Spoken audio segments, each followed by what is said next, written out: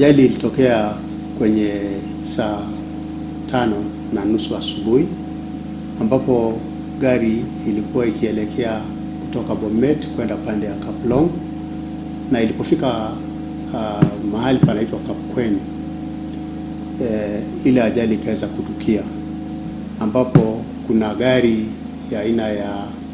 Vanguard ilikuwa ikifuata pikipiki, ilikuwa ikiendeshwa ikielekea pande mmoja, magari yote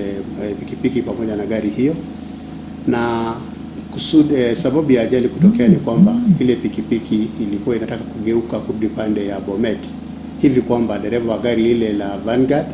alijaribu kuhepa kumgonga yule mwendeshaji wa pikipiki na abiria wake, lakini kwa bahati mbaya waliweza kugongana, hivi kwamba ajali hiyo ilipotukia ikasababisha vifo vya watu wawili, ambapo ni mwendeshaji wa pikipiki pamoja na abiria wake, na kwa bahati mbaya tukawapoteza wote wawili. Na mwendeshaji wa pikipiki alikuwa ni mtu wa umri wa miaka 29, ambapo ule abiria wake alikuwako ni mama wa miaka 68. Wote wawili walikufia mahali pale.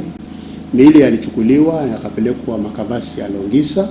ambayo yataenda kuangaliwa zaidi kusudi ya vifo vyao, hivi kwamba ile gari ambayo ilisababisha ajali pamoja na pikipiki ile hali kadhalika zilichukuliwa zikapelekwa katika kituo cha polisi cha Bomet. Kwa watu waendeshaji wa pikipiki,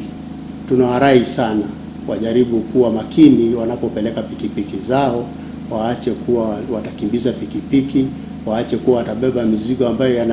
yanazidi upana wa barabara, hivi kuzuia matukio ya ajali